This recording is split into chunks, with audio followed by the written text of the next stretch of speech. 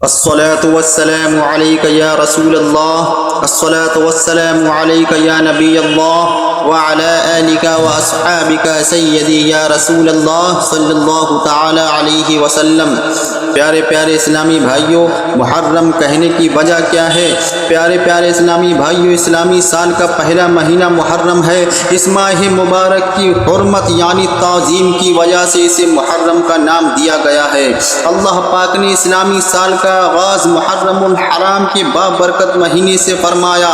بندہ مومن کے لیے اپنا پسندیدہ بندہ بننے کی راہیں کھول دیں تاکہ سال کے شروع ہی میں بندہ اپنے رب کے قریب ہو جائے اور توبہ کرے تو اس کے گناہ بخش دیے جائیں گے۔ نیکیوں کا اثر بندے پر سال کے اختتام تک رہے، حتیٰ کہ سال کا آخری مہینہ ذو الحجۃ الحرام بھی عبادت میں گزرے۔ امید ہے کہ اس کے لیے پورے سال کی اطاعت لکھی جائے، کیونکہ جس کے عمل کی ابتدا اور انتہا عبادت پر ہو تو اس حکم میں ہے جو دونوں وقتوں کے درمیان بھی عبادت میں ہی لگا رہا ہو۔ عبادت میں گزرے میری زندگانی، کرم ہو کرم یا خدا یا الہی، صلو علی الحبیب صلی اللہ علی محمد۔ محرم الحرام کے فضائل۔ ایک شخص نبی کریم حضور صلی اللہ علیہ وسلم کی بارگاہ میں حاضر ہوا اور عرض کی، یا رسول اللہ صلی اللہ علیہ وسلم، رمضان کے علاوہ میں کس مہینے میں روزے رکھوں؟ ارشاد فرمایا، اگر تم نے رمضان کے بعد کسی مہینے کے روزے رکھنے ہوں تو محرم کے روزے رکھو کہ یہ اللہ پاک کا مہینہ ہے۔ اس مہینے میں ایک دن ہے جس میں اللہ پاک نے ایک قوم کی توبہ قبول فرمائی اور دوسروں کی توبہ بھی قبول فرمائے گا۔ نبی کریم حضور صلی اللہ علیہ وسلم نے ارشاد فرمایا، ماہ رمضان کے بعد سب سے افضل روزے اللہ پاک کے مہینے محرم کے روزے ہیں، اور فرض نماز کے بعد سب سے افضل نماز رات کی نماز ہے۔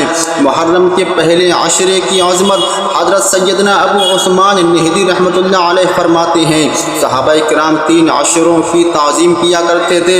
رمضان المبارک کا آخری عشرہ، ذو الحجۃ الحرام کا پہلا عشرہ، محرم الحرام کا پہلا عشرہ۔ پیارے پیارے اسلامی بھائیوں، اس مبارک ماہ 10 محرم الحرام کو خصوصی اہمیت حاصل ہے۔ اسے یوم عاشورہ کے نام سے جانا جاتا ہے۔ محرم الحرام کو عاشورہ کہنے کی ایک وجہ یہ بھی ہے کہ اس دن اللہ پاک نے انبیاء کرام کو اعزاز و اکرام سے نوازا۔ یوم عاشورہ کو انبیاء کرام علیہم السلام سے خصوصی نسبت حاصل ہے۔ عاشورہ کو حضرت سیدنا موسیٰ کلیم اللہ علیہ السلام کی مدد کی گئی اور فرعون اور اس کے پیروکار فالوورز اس میں ہلاک ہوئے۔ حضرت سیدنا یونس علیہ السلام کو مچھلی کے پیڑ سے نجات ملی۔ حضرت سیدنا آدم صفی اللہ علیہ السلام کی قبولیت توبہ کا دن ہے۔ حضرت سیدنا یوسف علیہ السلام قوم سے نکالے گئے۔ اسی دن حضرت سیدنا عیسیٰ روح اللہ علیہ السلام کی ولادت ہوئی اور اسی دن آپ علیہ السلام کو آسمان پر اٹھایا گیا۔ عاشورہ کے دن ہی حضرت سیدنا داؤد علیہ السلام کی توبہ قبول ہوئی۔ حضرت سیدنا ابراہیم خلیل اللہ علیہ السلام کی اسی دن ولادت ہوئی۔ حضرت سیدنا یعقوب علیہ السلام کی بینائی کی کمزوری اسی دن دور ہوئی۔ حضرت سیدنا ادریس علیہ السلام کو آسمان پر اٹھایا گیا۔ اسی روز اللہ پاک نے حضرت سیدنا ایوب علیہ السلام کی آزمائش دور فرمائی۔ یوم عاشورہ کو ہی حضرت سیدنا سلیمان علیہ السلام کو بادشاہت عطا ہوئی۔ سبحان اللہ۔